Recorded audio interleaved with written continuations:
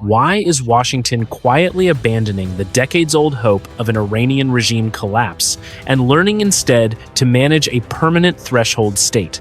For nearly half a century, the American strategic posture toward the Islamic Republic rested on a relatively straightforward premise. The objective was maximalist.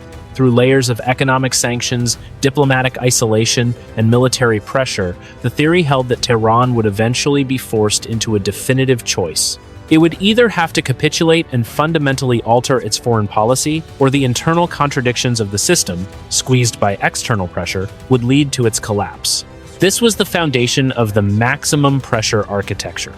But what the public conversation has not yet absorbed is the structural reality below it. That binary framework of capitulation or collapse is quietly being replaced by something far more complex and far less satisfying. The trajectory, if extended, leads to a policy of threshold control. Here, the objective is no longer to dismantle the Iranian system, but to rigorously manage its proximity to a nuclear weapon. At the center of this shift is a metric known as breakout time.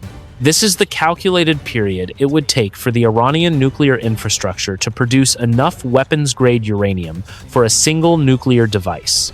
During the implementation of the Joint Comprehensive Plan of Action in 2015, American and Allied strategy was oriented entirely around keeping this breakout time measured in a year or more. A 12-month window provided adequate time for international inspectors to detect a violation and for Western capitals to assemble a military or diplomatic response. Today, analysts who study the Iranian nuclear program estimate that the breakout time is no longer measured in years or even months. It has shrunk to a matter of days. When a state reduces its breakout time to a week or two, it achieves a kind of latent deterrence without ever having to test a weapon. This is the definition of a permanent threshold state. It holds the capability in reserve, using the very threat of crossing the final line as a permanent shield against existential attacks on the regime. Washington is now absorbing this reality. The internal logic of the system pushes toward a reluctant acceptance that the old tools of deterrence were designed for a timeline that no longer exists. You cannot reliably threaten military disruption when the target can achieve its core objective faster than a strike campaign can be effectively mounted and assessed. This shifts the entire paradigm of American engagement in the Middle East. Instead of seeking a grand bargain that removes the threat entirely or pursuing a regime change strategy that risks regional war, the strategic establishment is shifting toward managing the daily escalations. The goal is simply to prevent that breakout time from hitting zero. It is an exercise in perpetual balancing, accepting that the window will likely never return to a year. Understanding how this transition happened requires looking at how the previous assumptions completely misread the resilience of the system in Tehran. Underneath the surface, the load-bearing assumption was different. For decades, the American approach to the Islamic Republic was anchored by a consensus that economic isolation could serve as an absolute lever. This strategic framework operated on the belief that a highly centralized, ideologically driven regime could not indefinitely withstand total exclusion from the global financial architecture. The baseline of this strategy became exceptionally clear during the early 2010s when Washington successfully built a global coalition to implement severe secondary sanctions targeting Iran's central bank and its vital oil export sector. The primary mechanism of survival for Tehran during this era was tactical flexibility mixed with extreme domestic repression. But the overarching Western assumption remained unchanged. The assumption was that the pressure would inevitably reach a cracking point where the costs of maintaining a revolutionary foreign policy would outweigh the regime's instinct for self-preservation. This logic carried over directly into the design of the Joint Comprehensive Plan of Action in 2015. Even though that agreement represented a diplomatic settlement rather than a regime collapse, it was still fundamentally a tool of containment based on superior leverage. The Western powers used the promise of sanctions relief to enforce highly intrusive monitoring and strictly limit Iran's nuclear capabilities, maintaining that 12-month breakout time as a firm buffer. When the United States subsequently withdrew from the accord in 2018 and initiated the maximum pressure campaign, the underlying theory of leverage was pushed to its absolute extreme. The goal was to reduce Iranian oil exports to zero, dry up the country's foreign exchange reserves, and trigger an internal economic crisis so severe that the political structure would either splinter from within or surrender its regional ambitions entirely. Throughout this entire period, the American system was looking at Iran through a specific lens of vulnerability. It watched the currency collapse, tracked the rising inflation rates, and monitored the sporadic outbreaks of domestic labor strikes and popular protests. Every major wave of civil unrest, such as the widespread demonstrations in 2019 or the massive civil movement following the tragic death of Mahsa Amini in 2022, was interpreted by many in Washington as confirmation that the baseline strategy was working. The policy establishment operated under the conviction that the Islamic Republic was a brittle structure, perpetually on the verge of a systemic breakdown, and that one more layer of pressure would finally push it over the edge. But this interpretation misread how the Iranian system had systematically adapted to prolonged isolation. Over 45 years, the regime did not merely tolerate sanctions, it integrated them into its domestic political economy. The isolation allowed the Islamic Revolutionary Guard Corps to expand its own parallel economic empire, taking control of smuggling routes, domestic manufacturing, and black market financial networks. What Washington viewed as an unbearable economic strain, the ruling elite in Tehran utilized as a mechanism of domestic control, eliminating independent commercial competitors and rendering the civilian population entirely dependent on state-subsidized networks. The survival mechanism of the regime proved to be structural, not merely transactional. By the time the baseline assumptions of the maximum pressure campaign were fully tested, the Iranian state had already developed a high tolerance for economic pain, setting the stage for a profound miscalculation regarding the nuclear timeline. What the public conversation has not yet absorbed is the structural reality below it. The system did not merely endure the economic campaign, it evolved because of it.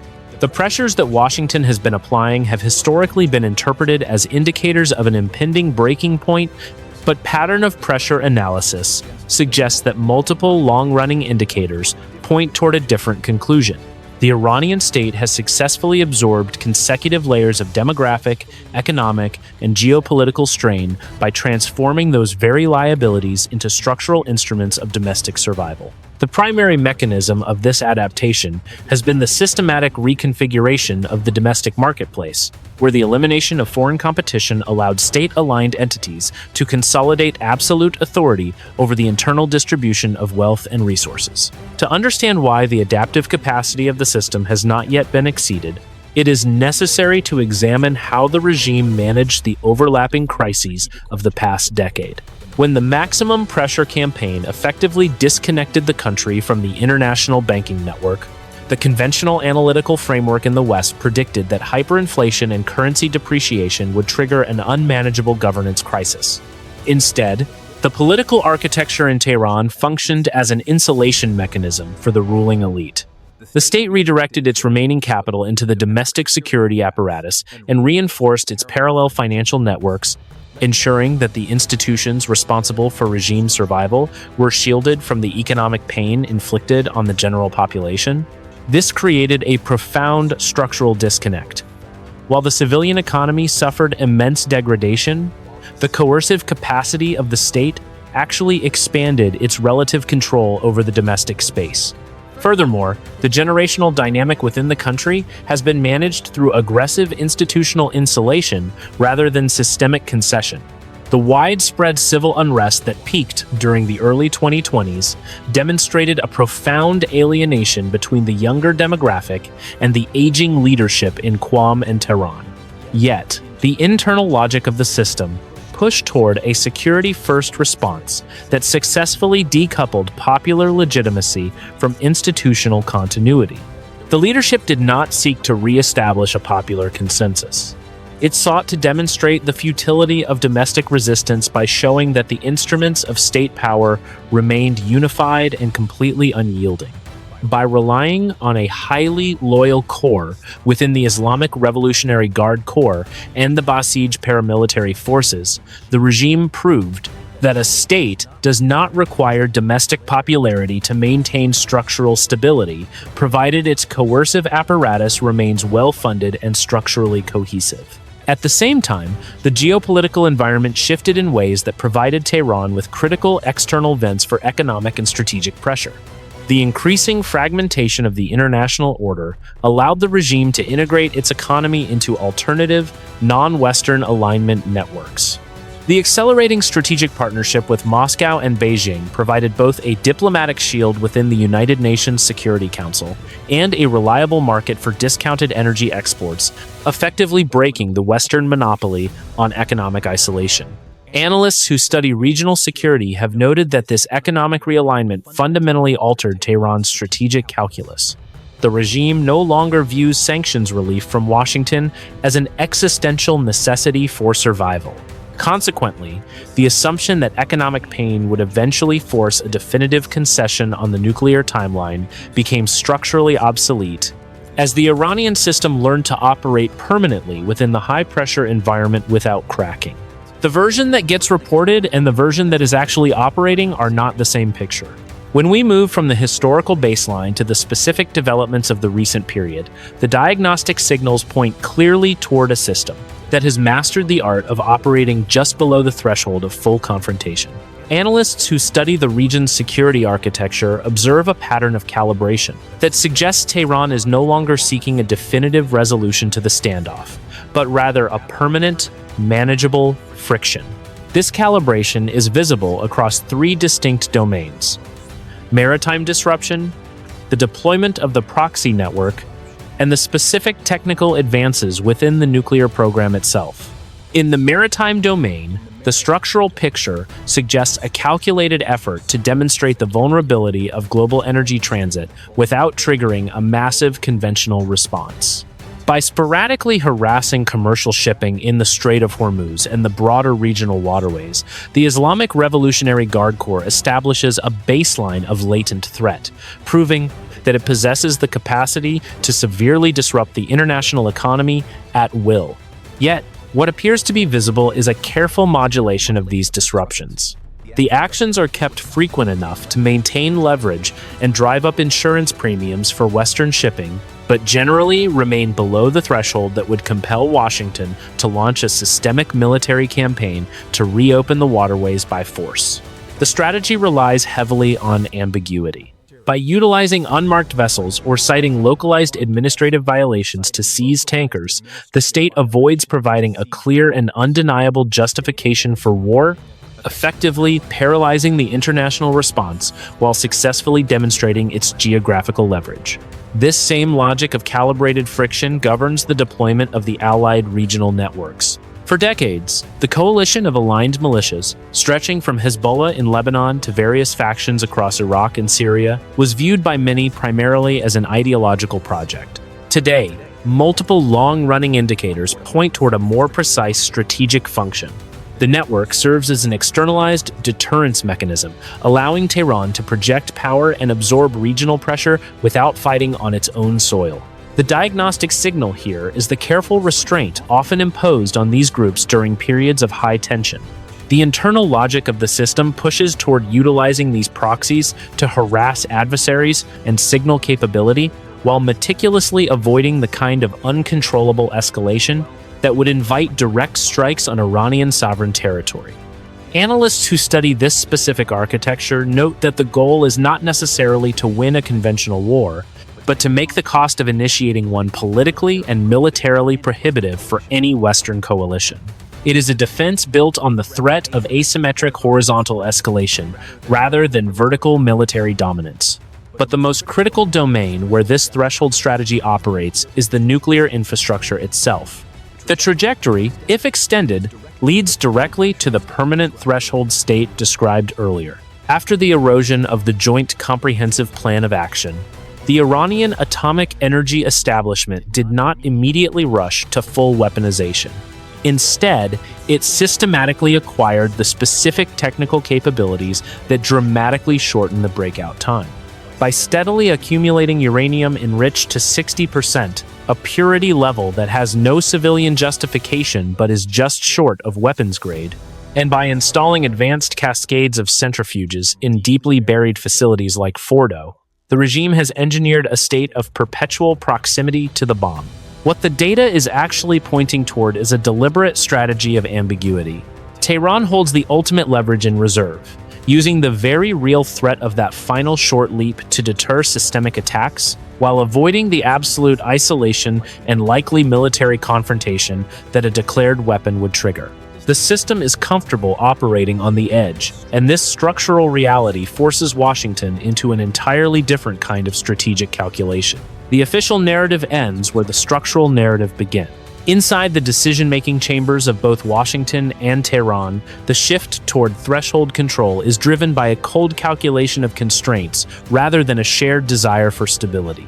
For the American foreign policy establishment, the incentives to avoid an all-out conventional conflict in the Middle East have never been higher, given the compounding strategic demands of the Indo-Pacific theater and the ongoing resource strain in Eastern Europe. A preventive military campaign designed to destroy Iran's deeply buried nuclear infrastructure would require a sustained, multi-month air campaign that would inevitably deplete precision-guided munitions and re-anchor American capital to a region it has spent 15 years trying to partially exit. Furthermore, the political consensus in Washington is fundamentally fractured, making a return to a comprehensive diplomatic agreement virtually impossible due to intense domestic opposition, while a policy of regime pressure no longer delivers actionable results. Consequently, managing the threshold becomes the default path of least resistance, allowing the administration to avoid both the domestic fallout of a compromise deal and the unpredictable escalation of a major war. On the other side of the equation, the internal logic of the Iranian leadership pushes toward maintaining a permanent state of nuclear latency, rather than taking the final step to assemble and test a weapon. Within the overlapping coalitions of the Supreme Leader's Office, the senior commanders of the Islamic Revolutionary Guard Corps, and the management of the Atomic Energy Organization, there is an acute awareness of the specific risks associated with crossing the nuclear Rubicon. If Tehran were to enrich uranium to 90% and explicitly manufacture a warhead, it would remove the strategic ambiguity that currently protects it, likely triggering a unilateral preventive strike by Israel or a combined Western coalition. Moreover, achieving a declared nuclear status would force neutral economic partners like Beijing to reconsider their diplomatic shield, as China's broader economic interests in the Persian Gulf rely on regional stability and the uninterrupted flow of energy. By remaining exactly at the threshold, the regime secures 90% of the strategic benefits of a nuclear deterrent, without absorbing the existential military and economic penalties of becoming a declared nuclear power. This alignment of internal calculations creates a durable, if highly volatile, equilibrium where both adversaries find that the status quo of controlled threshold friction serves their immediate survival interests better than any definitive alternative. The downstream effects reach further than the headlines suggest. As Washington quietly pivots toward managing rather than eliminating the Iranian nuclear threshold, the traditional security architectures of the Middle East are experiencing a profound destabilization. The regional powers that long relied on the absolute guarantee of an American security umbrella are realizing that the strategic baseline has shifted permanently. This realization is forcing an immediate, far-reaching recalibration of deterrence and diplomatic hedging across the Persian Gulf and the Levant.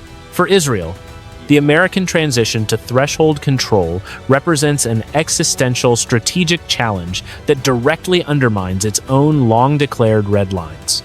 The defense establishment in Tel Aviv has operated for decades under the doctrine that a nuclear-capable Iran is an unacceptable threat that must be prevented by military means if necessary.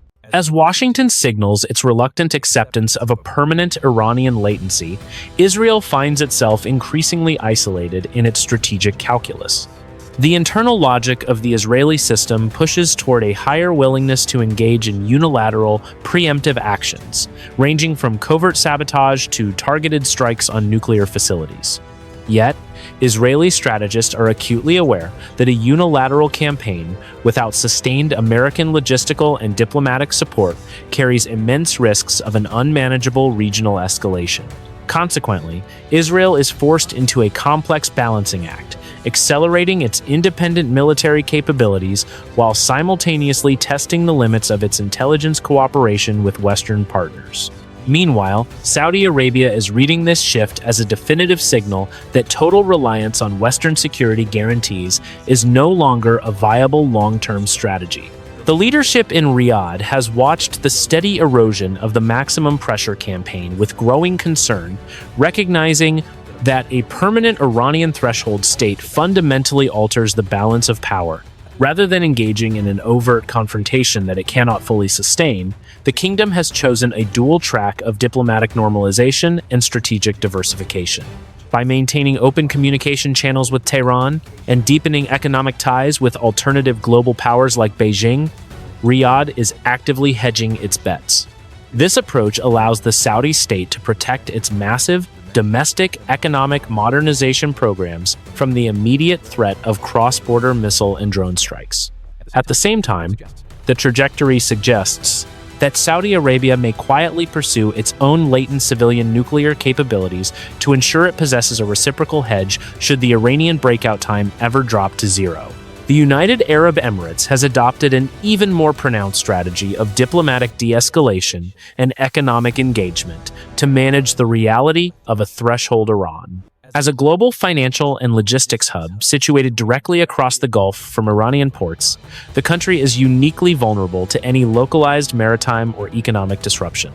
The leadership in Abu Dhabi has concluded that regional stability is paramount to its national survival, leading to a deliberate policy of building functional, transactional relationships with Tehran. This economic pragmatism is designed to transform the Emirates into an indispensable economic vent for Iran, creating a financial dependency that discourages direct military aggression. By intertwining its commercial interests with the survival of regional trade routes, the Emirati state seeks to neutralize the threat of Iranian proxy coercion through economic leverage rather than military deterrence. Together, these distinct regional responses demonstrate that the American shift to threshold control is not happening in a vacuum, but is actively dismantling the old alliances and forcing a multipolar alignment across the region. The inflection signal that marks this transition into a new phase became unmistakable when the international community observed the systematic enrichment patterns at the heavily fortified Fordo facility.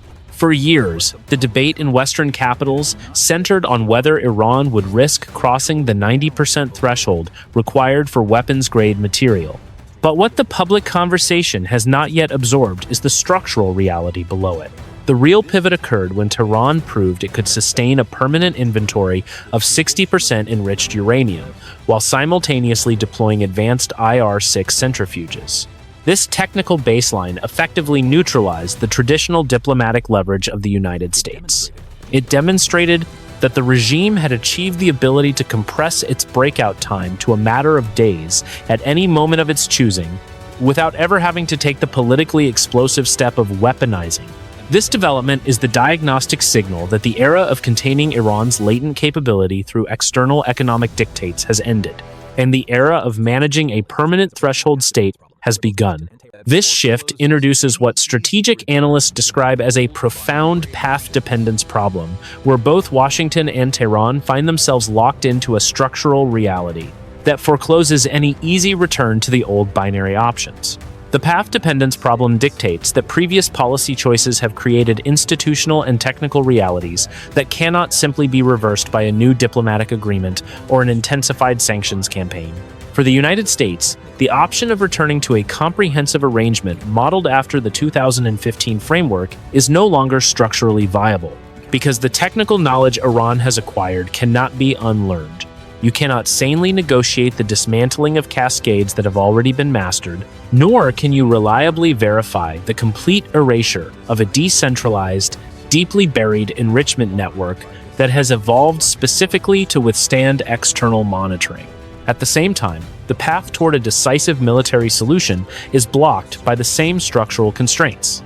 A preventive strike campaign might destroy physical installations, but it would almost certainly incentivize the leadership in Tehran to reconstitute its program completely underground, detached entirely from any international oversight, while triggering a horizontal escalation across the multiple regional proxy axes. The internal logic of the system pushes both sides toward a reluctant acceptance of this gridlock. Washington cannot escalate to full conflict without risking its broader global reorientation, while Tehran cannot cross the final threshold into weaponization without risking its own existential survival. Consequently, the strategy of threshold control becomes the only path remaining, an ongoing exercise in mutual deterrence, where success is measured not by a definitive peace, but by the prevention of a catastrophic breakout on any given day. Looking forward, extending this trajectory of threshold control produces two primary paths that depend heavily on specific observable indicators. The first path is a managed equilibrium, where the breakout time remains compressed to a handful of days but is never breached. To see if this path is holding, engaged observers must monitor specific data points over the coming year. The most critical indicator is the volume and purity of the uranium stockpiles reported by international monitors, specifically whether the inventory of 60% enriched material stabilizes or continues to expand. Another diagnostic signal will be the leadership appointments within the Atomic Energy Organization of Iran and the degree of access granted to international inspectors at the Fordo facility. If the regime maintains its current enrichment plateau while allowing a baseline of technical monitoring, it confirms that Tehran is prioritizing the preservation of its latent deterrent over a dangerous escalation. The second, more volatile path is a structural breakdown of threshold control, leading either to a forced preventive military campaign or a rapid, unverified breakout to a weapon. The indicators that would signal this trajectory are not found in public rhetoric, but in concrete logistics. Observers should watch for a complete suspension of international monitoring agreements, the rapid installation of additional advanced centrifuges beyond current operational capacities, or a sudden reallocation of state funds to deep underground engineering projects. Externally, a sharp escalation in horizontal attacks by regional militias that deliberately crosses established red lines would indicate that the internal calculations in Tehran have shifted toward accepting a higher risk of direct war. This path becomes highly likely if the domestic security apparatus faces an unprecedented internal crisis, tempting the leadership to cross the final nuclear line to secure an absolute existential shield. Most analysis of the past several months has assumed that the relevant question is how the international community can completely stop Iran from building a bomb, or whether a new administration in Washington can restore the maximum pressure framework to force a total capitulation. That framing, however, rests on an assumption that no longer matches the structural picture on the ground. The harder question, the one that the data is actually pointing toward, is how the Western alliance can successfully deter and coexist with a permanent threshold state that possesses the latent capability to weaponize in a matter of days. Because if the answer to that question is what the underlying conditions suggest, then the traditional tools of Middle Eastern diplomacy and military posturing are fundamentally obsolete. The policy conversation has not yet caught up to this reality, preferring the familiar comfort of old binaries over the unsettling management of a permanent gray zone. We are no longer preventing a future crisis. We are learning to live within it. Whether this reorientation can preserve a fragile regional peace remains the defining strategic question of the decade. Let me know in the comments which framing you think better matches the structural reality, and subscribe as we continue to track these shifts in global power.